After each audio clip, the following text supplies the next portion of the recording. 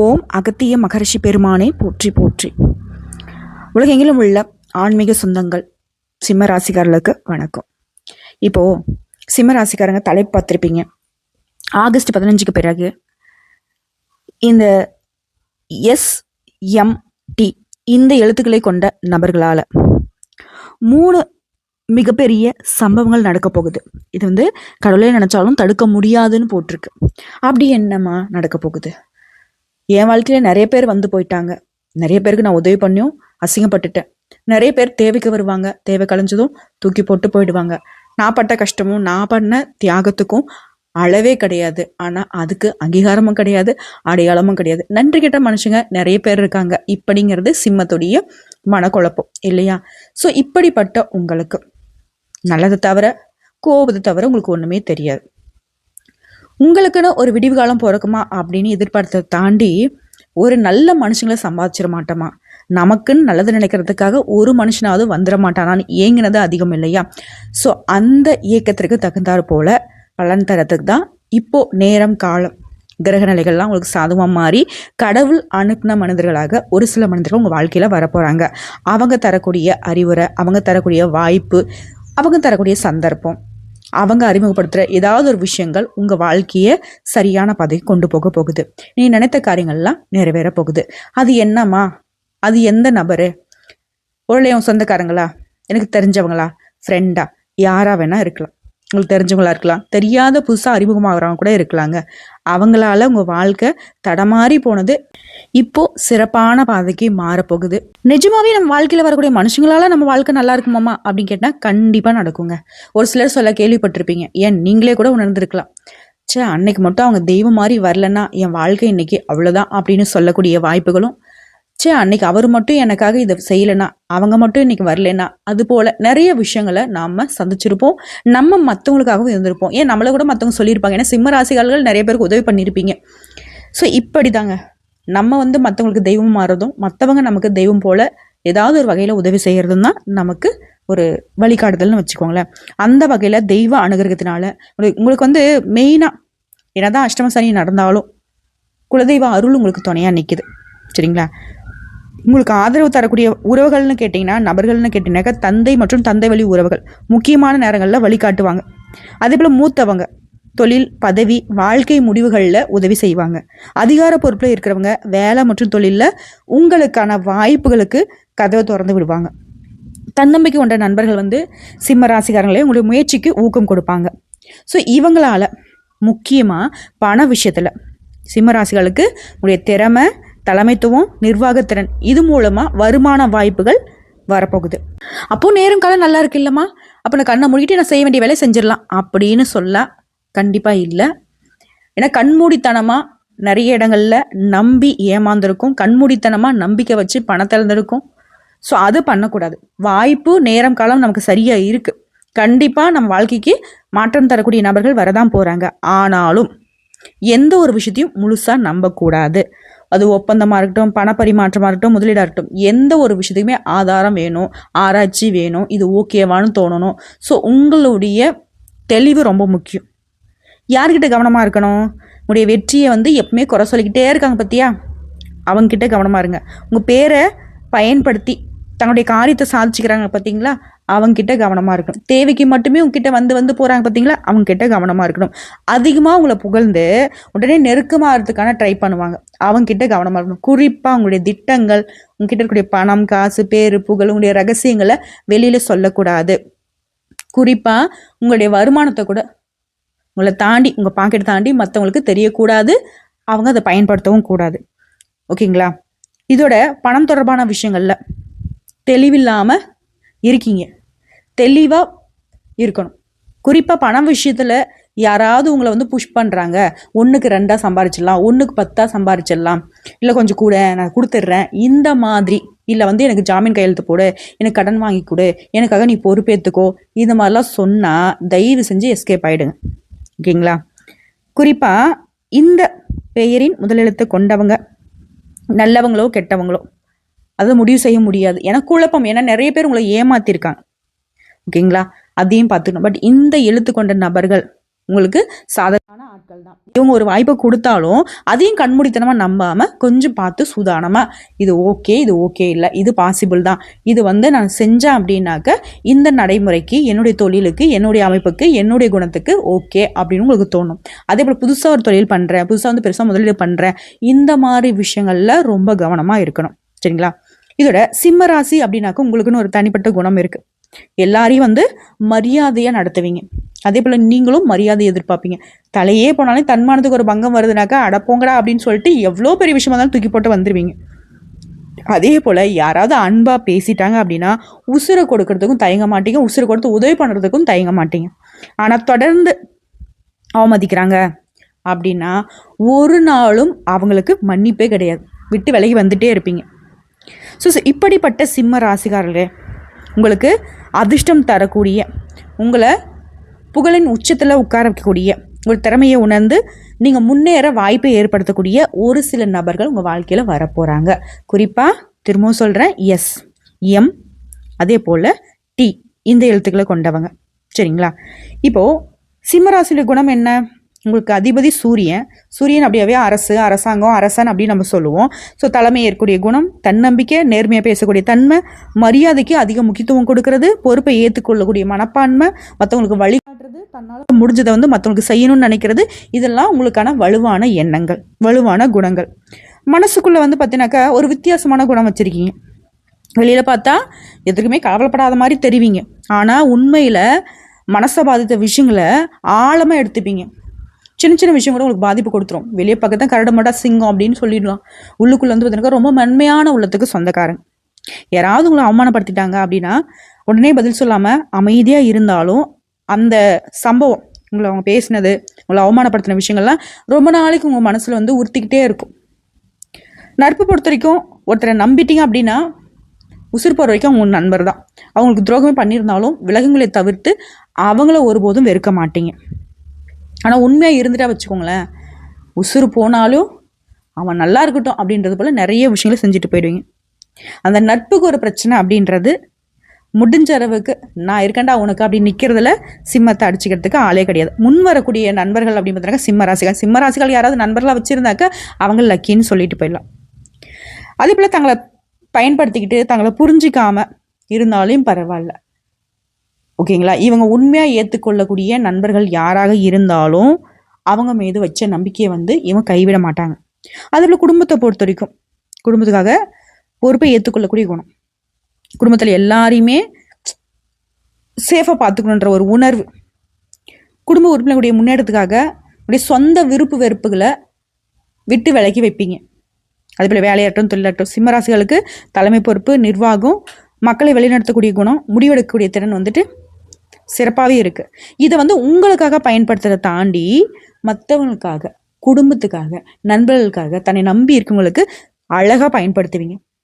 ஒரே இடத்துல யாராவது தொடர்ந்து உங்களை கட்டுப்படுத்தணும்னு நினச்சா அது உங்களுக்கு ஒரு மாதிரி மன அழுத்தத்தை கொடுத்துரும்.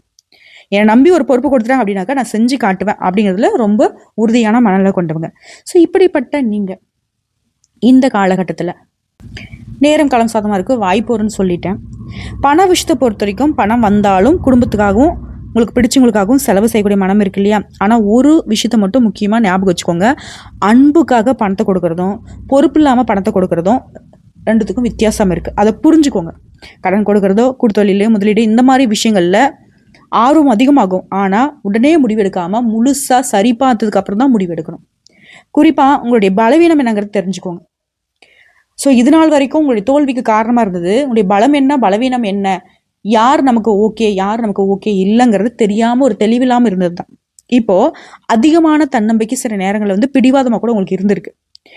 நான் முடிவு பண்ணிட்டேன், நான் நினச்ச மாதிரி செஞ்சுட்டு போகிறேன் அப்படின்ற மாதிரி ஒரு சில விஷயங்களில் நீங்கள் அப்படியே நிற்கிறீங்க. அதை மாற்றிக்கணும். இன்னும் சொல்லப்போனால் சில கிரகங்கள் நான் சொல்கிறேன் இல்லைங்களா? இப்போது குருவை பொறுத்தவரைக்கும் கடகத்தில், அதாவது சிம்மத்திலிருந்து 12ஆம் இடத்துல இருக்காரு. சனி மீனத்தில், சிம்மத்திற்கு 8ஆம் இடம். ராகு கும்பத்தில், சிம்மத்திற்கு 7ஆம் இடம். கேதுவை பொறுத்த வரைக்கும் சிம்மத்தில் தான் இருக்கார். சூரிய பகவானை பொறுத்த வரைக்கும் கடகராசியில் ஆகஸ்ட் மாதம் நடுப்பகுதியில் மாற போகிறார். புதனும் சிம்மத்துக்கு நகர போகிறாரு.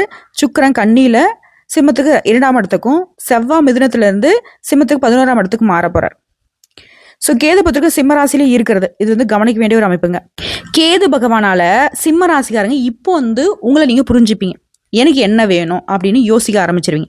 தேவையில்லாத மனுஷங்கள்கிட்ட இருந்து விலக போறீங்க. பழைய அடையாளம், பழைய பழக்க வழக்கம், பழைய நட்பு வட்டம், இது எல்லாத்துலேயுமே மாற்றம் வரப்போகுது. ஆன்மீகம், கோயில் வழிபாடு, தனிமையில சிந்திக்கிறது, இதெல்லாம் வந்து ஈடுபாடு உங்களுக்கு அதிகமாக வரும். ராகு 7ஆம் இடத்துல இருக்கிறதுங்கிறது உறவு, கூட்டொழில், ஒப்பந்தம், இது போன்ற விஷயங்கள்ல அவசர முடிவுகளை தவிர்த்துக்கிறது ரொம்ப நல்லது. குறிப்பாக யாராவது புதுசாக வந்துட்டு ஒரு பெருசாக ஏதாவது ஒன்று சொல்கிறாங்க அப்படின்னா உடனே நம்பக்கூடாது.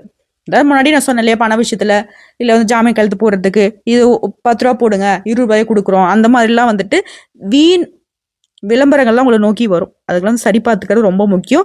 குறிப்பாக நம்பாதீங்க. அதே போல் சனி 8ஆம் இடத்துல இருக்கிற சிம்ம ராசிகள் வந்து எல்லாமே உடனே நடக்குன்ற ஆசை, வேகம் இருக்கும். ஆனால் இப்போ இந்த காலகட்டம் அஷ்டம சனி அப்படிங்கிறதுனால திட்டமிட்டு செயல்பட வேண்டியது ரொம்ப அவசியம்.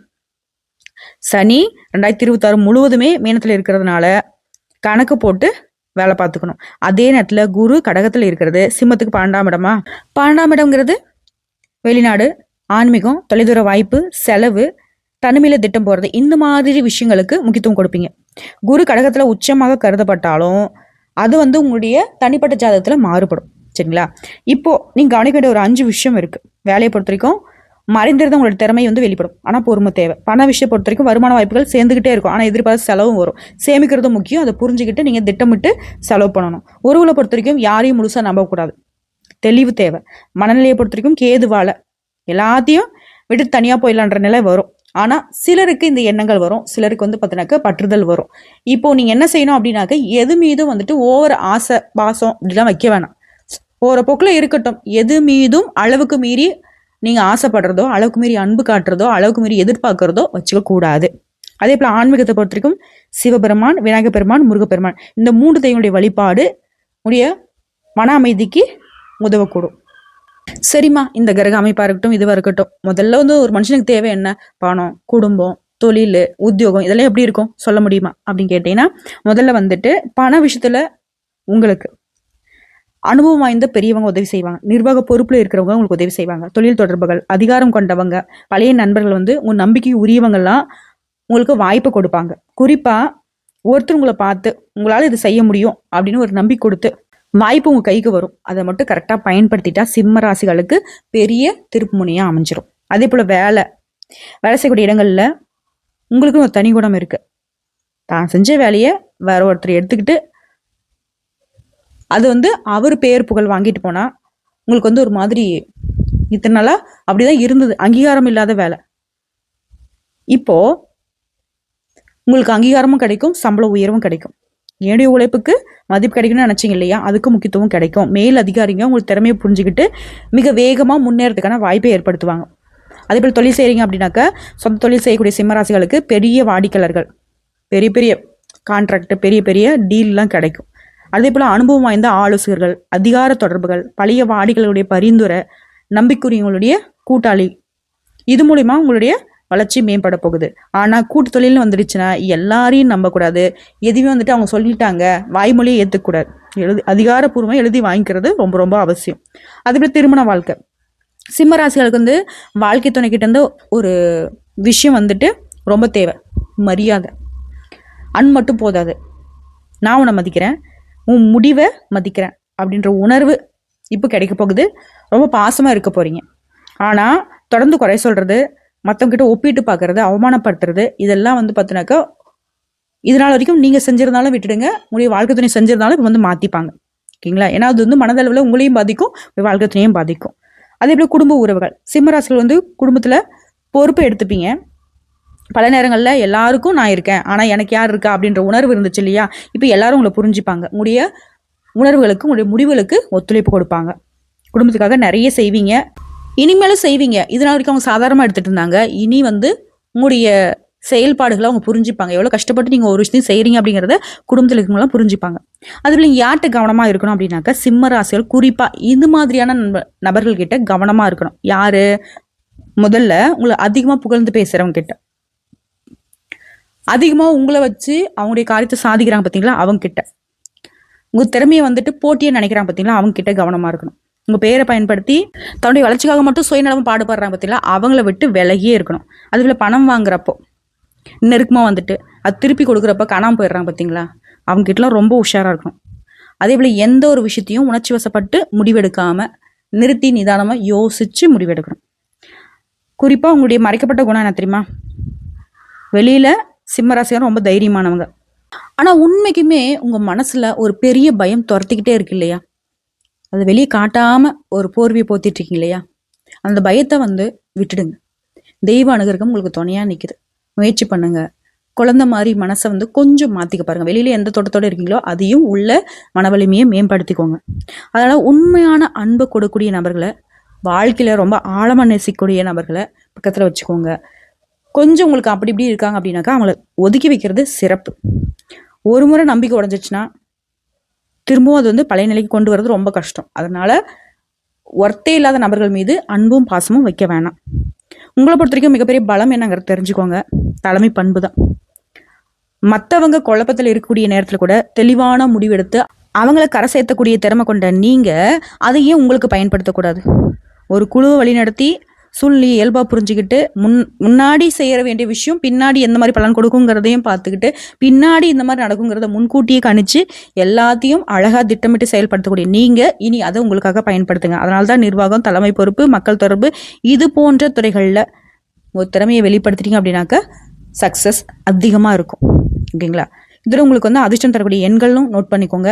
1, 5, 9 இந்த எண்களும் உங்களுக்கு சாதகமான தொடர்புடையது. குறிப்பாக 1ங்கிறது சூரியன் தொடர்புடைய எண், அது ஞாபகம் வச்சுக்கோங்க. அதிர்ஷ்டம் தரக்கூடிய நிறங்கள் மஞ்சள், தங்க நிறம், ஆரஞ்சு, செம்மஞ்சள். இந்த நிறங்கள் சிம்ம ராசிக்கு சாதகமாக இருக்கு. சாதகமான திசைன்னு பார்த்தீங்கன்னா கிழக்கு திசை. சிம்ம ராசிக்கு சூரிய வழிபாட்டிற்கும் முக்கியமானதாக பார்க்கப்படுது. காலையில் உங்களுடைய வழிபாடு எப்படின்னாக்கா சூரிய உதயத்துக்கு முன்னாடி ஏஞ்சி சூரியனை வழிபாடு செய்கிறது நல்ல ஆன்மீக பழக்கமாக ஆக போகுது. உங்களை பொறுத்த வரைக்கும் எளிமையான பரிகாரம் சொல்கிறேன், அதை நோட் பண்ணிக்கோங்க. ஞாயிற்றுக்கிழமையில் கட்டாயம் எனக்கு அன்றைக்கி லீவ் ஆச்சு, நான் அன்றைக்கெலாம் சாமியெலாம் கும்பிட மாட்டேன் அப்படின்னு சொன்னீங்கனாலையும் பரவாயில்ல, மன்னிச்சுக்கோங்க. உங்களுடைய வளர்ச்சிக்காக பாடுபடணும்னு நினச்சிங்கன்னா உங்களுடைய அதிபதி சூரியனுடைய அனுகிரகம் ரொம்ப முக்கியம். குலதெய்வத்துடைய அருளும் சூரியனுடைய அருளும் உங்களுக்கு ரொம்ப தேவை. குறிப்பாக சிவபெருமானுடைய அருள் ரொம்ப தேவை. ஸோ சூரிய உதயத்தை பார்த்து சூரிய பகவானுக்கு நீர் படைத்து வழிபாடு பண்ணணும். முடிஞ்சா தண்ணீரை அர்ப்பணிக்கிறது சிறப்பு. ஓம் ஆதித்யாயே நமக இந்த மந்திரத்தை தினமும் உச்சரிக்கணும். அதே போல் உங்களுடைய தாய் தந்தையர் வயசில் மூத்தவங்களை மதித்து அவங்களுக்கு தேவையானதை செஞ்சு கொடுத்து அவங்ககிட்ட ஆசீர்வாதம் வாங்க, இது ரொம்ப முக்கியம். இதோட ஞாயிற்றுக்கிழமையில் சிவன் கோயிலுக்கு போயிட்டு வழிபாடு பண்ணுங்க.